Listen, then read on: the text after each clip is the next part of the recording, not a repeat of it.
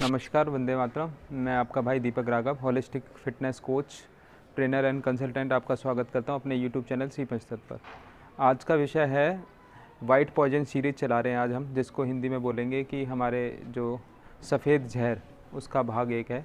इसके ऊपर हम और भी चर्चा करेंगे, जिसमें से जो 3 जहर जो हमारी ज़िंदगी में हैं, जिसमें चाय, चीनी और नमक 3 जहर हैं, जिनसे हमारा देश लगभग 90% से भी ज़्यादा बर्बाद हो चुका है। उसमें से एक जहर है नमक, उसके बारे में आज हम चर्चा करेंगे। तो नमक जहर कैसे है, इससे कैसे बचें, कौन सेंधा नमक खाएं, टाटा नमक खाएं, कौन सा नमक खाएं, क्यों खाएं, इसका इतिहास क्या है, आज इसके बारे में हम थोड़ा चर्चा कर लेते हैं। क्योंकि अगर किसी भी व्यक्ति को कोई भी चीज़ समझनी है तो मुझे लगता है इतिहास पे नज़र डालनी चाहिए। तो कुछ डेट हैं, कुछ तारीख हैं, मैं इनके बारे में आपको बता रहा हूँ, उनके बारे में आप ज़रूर पढ़ें। 12 मार्च 1930 एक दांडी यात्रा निकली थी, जो कि 6 अप्रैल 1930 तक चली, जिसका प्रचार किया गया था कि ये यात्रा नमक तोड़ो आंदोलन के नाम से चली। ये कैसे एक षड्यंत्र था और कैसे इसने भारत को बर्बाद कर दिया। आज जो हमारे भारतवर्ष में आज 60% लोग जो नपुंसक हो चुके हैं, उसके पीछे इसका क्या कारण था और इसकी कैसे मार्केटिंग की गई और ये कितना बड़ा षड्यंत्र था। मुझे लग रहा है कि आज की डेट में जो कोरोना के नाम से एक षड्यंत्र है, उससे पहले ये 12 मार्च 1930 को एक षड्यंत्र हुआ था। तो इसके बारे में ज़रूर पढ़ें कि ये क्या था। अगर किसी को और डिटेल चाहिए होंगी तो हम इसके बारे में देंगे। 15 अगस्त 1947 जिस दिन बताते हैं कि देश आज़ाद हुआ था। मैं जितने भी भाई मेरी वीडियो को देख रहे हैं, मैं उन सभी से निवेदन करना चाहता हूँ कि मुझे पूरे भारत का कोई भी व्यक्ति, प्राणी, कोई महान पुरुष मुझे ये कागज़ निकाल के दे कि 15 अगस्त 1947 को देश आज़ाद हुआ था। 15 अगस्त 1947 को ट्रांसफ़र और पावर एग्रीमेंट हुआ था। वो क्यों हुआ था? वो नमक के कारण हुआ था।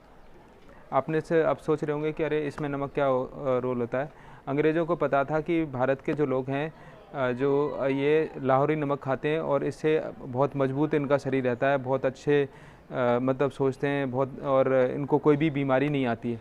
तो इन्होंने क्या कहा कि भाई अगर हम इनको 1947 में इनका बंटवारा कर दें तो ये नमक खाना छोड़ देंगे लाहौरी, क्योंकि पाकिस्तान में आता है, लाहौर नाम की एक जगह है, वहाँ से हमारा सेंधा नमक आता है।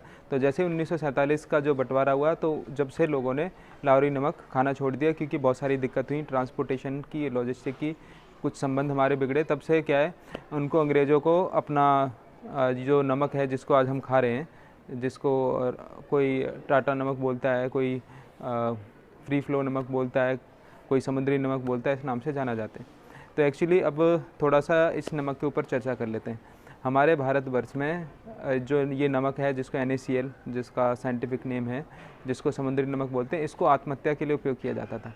और हमारे भारत में 12 मार्च 1930 से पहले आप ये लगाएं कि 1 से 2% लोग ये नमक उपयोग करते होंगे, नहीं तो नहीं करते रहेंगे। मैंने बहुत सारे लोगों से पूछा, जिसमें मेरे दादाजी भी, उन्होंने कहा जी, उन्होंने मेरे को बताया कि हमारे को तो इसके बारे में पता ही नहीं था। ये NaCl नमक हम तो कभी खाते नहीं थे। हमारे यहाँ तो एक टंकी भर के रखा करती थी, जो अनाज जैसे रखते थे, एक टंकी रखा करते थे नमक की, जिसमें एक सेंधा नमक रहा करता था, काला नमक रहा करता था, या कंकड़ नमक रहा करता था। इसका षड्यंत्र शुरू हुआ जब गांधी जी ने इसका प्रचार किया, इसकी मार्केटिंग स्टार्ट की। 12 मार्च 1930 की एक षड्यंत्र रचा गया अंग्रेज़ों के द्वारा, और उसका जो मार्केटिंग का, प्रमोशन का काम दिया गया गांधी जी को, जो उन्होंने बखूबी किया।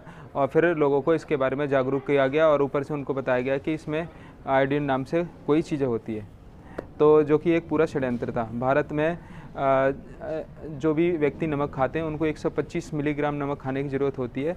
उससे ज़्यादा नमक 175 मिलीग्राम खाते हैं।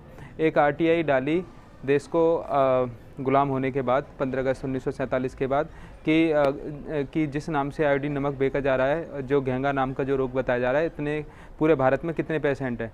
तो पर्वतीय क्षेत्रों में देखा गया कि पूरे भारत में 140 करोड़ की जनसंख्या में सिर्फ 0.3% कुछ लोग पाए गए, वो भी पर्वतीय इलाकों में। तो ये आयोडीन के नाम से एक षड्यंत्र रचा गया। और आपको मैं ये बता दूं कि जो आयोडीन नमक के बारे में आज हम चर्चा कर रहे हैं, वो 56 देशों में बैन है। क्योंकि डेनमार्क ने 1951 में ही बैन कर दिया था, 1951 में। उन्होंने देखा कि जब से ये नमक आया, लोगों ने खाना चालू किया, तो उनके अंदर इनफर्टिलिटी आ गई। तो जो आज हम बीपी और शुगर के जो पेशेंट देख रहे हैं घर घर में, बच्चों को हो रहा है, ये सारी की सारी जो रचना, जो ये पूरी प्लानिंग थी वो 12 मार्च 1930 को गढ़ी गई थी, जिसको जन्म किया था, जिसको पूरा रूप दे दिया गया 15 अगस्त 1947 को। तो ये एक तरह से बहुत बड़ा षड्यंत्र है। अब इसके ऊपर मैं डिटेल में बात कर लेता हूँ। तो अब हम थोड़ा सा डिफ्रेंशिएट कर लेते हैं। NaCl जिसको समुद्री नमक बोलते हैं, और एक जिसको सेंधा नमक, जिसको हमारे पूर्वज खाया करते थे 1930 से पहले। जो मैंने आपको डेट बताई थी 12 मार्च 1930 से पहले, जब तक गांधी जी ने इसका प्रचार नहीं किया था तब तक हम सेंधा नमक खाया करते थे, उसको बोलते KCl साइंटिफिक नेम है। तो अब पहले पोटेशियम, अब NaCl को थोड़ा सा अलग अलग कर लेते हैं तो थोड़ा ज़्यादा समझ में आएगा। जो समुद्री नमक है जिसको NaCl बोलते हैं, उसका क्या उपयोग है। Na का मतलब होता है सोडियम और KCl का मतलब होता है क्लोराइड। सोडियम और क्लोराइड दोनों चीज़ें ही युद्ध की सामग्री बनाने में उपयोग होती हैं। आप देखेंगे कि अगर आप सोडियम थोड़ा सा भी कहीं डाल देंगे तो आग लग जाएगी, बहुत ही ज्वलनशील पदार्थ होता है। और क्लोरीन भी जैसे जब कभी युद्ध होता है तो उसमें उपयोग होता है, तो इतना डेंजरस है। और जो NaCl है वो 14,000 चीज़ों में उपयोग होता है, जिसमें से आपकी फार्मिंग है, आपकी गैस बनाने की कंपनी है, पेंट बनाने की कंपनियाँ हैं, बहुत बड़ी मात्रा में जो इंडस्ट्री हैं वो इसका उपयोग करती हैं। आप सोच के हैरान होंगे कि एक नमक जिसको आप खा रहे हैं वो एक्चुअली नमक है नहीं, वो एक केमिकल है जिसका नाम है NaCl, और वो 14,000 तरह की चीज़ों में उपयोग होता है।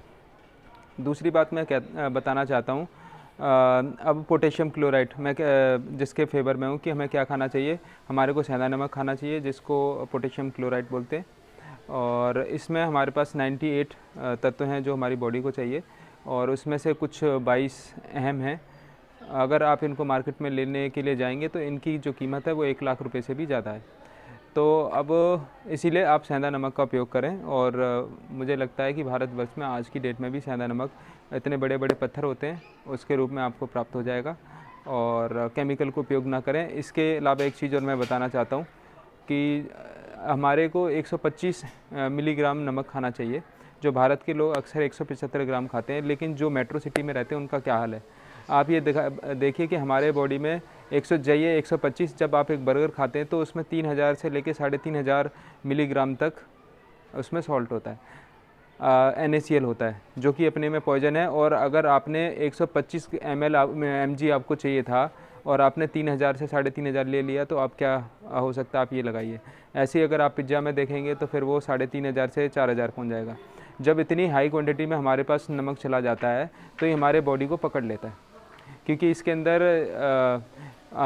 हिंदुस्तान यूनिलीवर के नाम से एक कंपनी है जो कि अन्नपूर्णा के नाम से नमक बनाती है, और इसका जो व्यापार था 2010 में 2400 करोड़ का था, जो कि आज की डेट में 50,000 करोड़ रुपये। तो भारत 50,000 करोड़ रुपए, भारत की जो जनता है 50,000 करोड़ रुपए पर ईयर देती है, जो कि आपका हिंदुस्तान यूनिलीवर कंपनी के माध्यम से विदेश चला जाता है। तो आप ये दे सकते हैं कि 50,000 करोड़ रुपए आप सिर्फ एक नमक से आप दे रहे हैं। दूसरा, जैसे ही आप बर्गर खाते हैं, पिज़्ज़ा खाते हैं, जो कि सारी विदेशी कंपनियां हैं, और मैंने जैसे बताया कि 125 ml चाहिए, 3500 ले रहे हैं, तो फिर आप पेशेंट बन जाते हैं बीपी, शुगर, कैंसर के। फिर वो अंग्रेज़ के जो हॉस्पिटल है वो भी आपसे ले जाते हैं। तो इस तरीके से जो भारत की इकनॉमी है जिस पे चल रहा है, उससे कहीं 200 गुना ज़्यादा पैसा हमारे देश से बाहर चला जाता है सिर्फ नमक के माध्यम से। तो ये एक बहुत षड्यंत्र है, और आप सेंधा नमक खाएं, और जो उसमें 98 पोषक तत्व हैं वो लें और स्वस्थ रहें। इसके बारे में किसी को ज़्यादा डिटेल चाहिए तो आप वो बताएं, तो हम उनको लिखेंगे या उसके लिए एक स्पेशल वीडियो बनाएंगे। नमस्कार, वंदे मातरम।